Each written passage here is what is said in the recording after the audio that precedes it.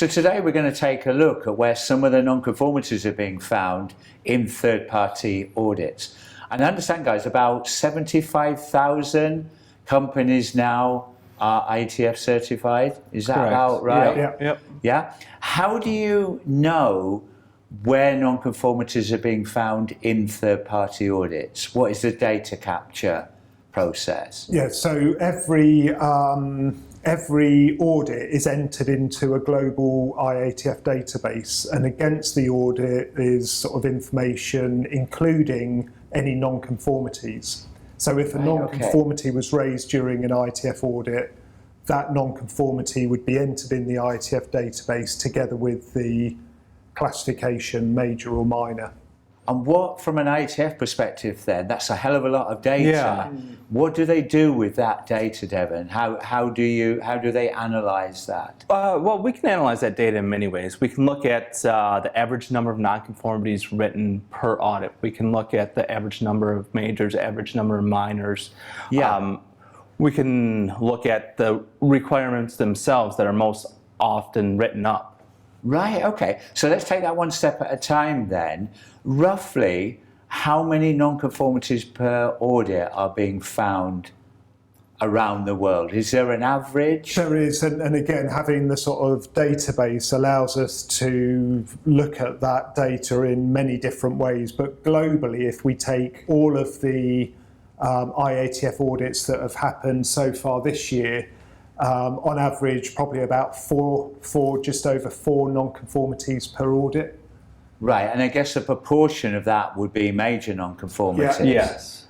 Right, okay. And if we focus on major non-conformity to start with then, where globally are most or the highest number of major non-conformities being found? Which clause or clauses are giving companies the biggest problem area? Well, we have our list of about 10 that we publish, but really major nonconformities, the top two, you're going to get issues with control plans, and then what we sometimes refer to as the buy one, get one, right? The ineffective issue. So around corrective action? Yes. Problem solving. Yeah, because I'd heard that corrective action and problem solving is one of the biggest issues, which really surprised me 20 years into the scheme, that that's still coming out as one of the biggest problem areas.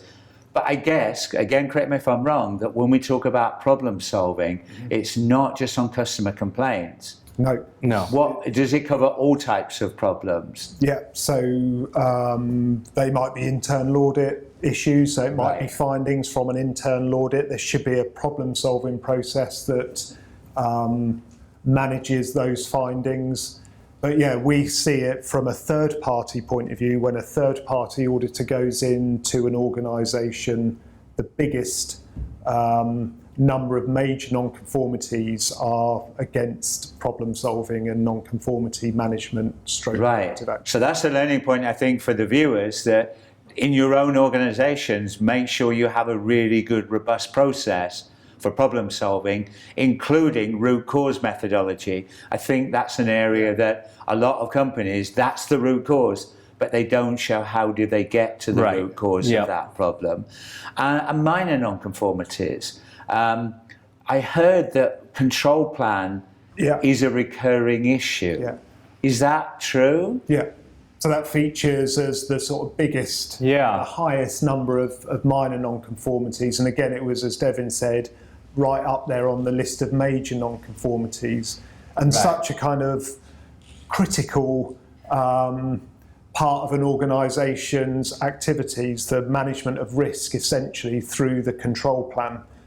So it's alarming that that this is the biggest issue. And I think the learning point for the viewers again is if you've got a really good, strong, robust internal audit process, you should be finding these issues yourself. You shouldn't be waiting for the third-party auditors to find them.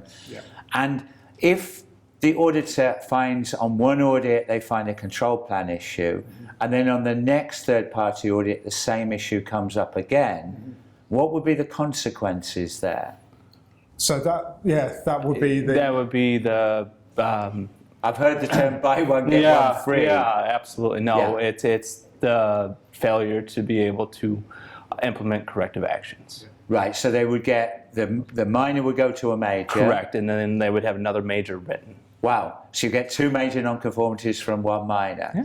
So please beware, those of you watching who are certified to IATF, you need to make sure that you really do address these minor non-conformities effectively. So thanks for sharing that, and maybe in the future we'll revisit this to see whether the clauses have changed in this non-conformity analysis. Thank you.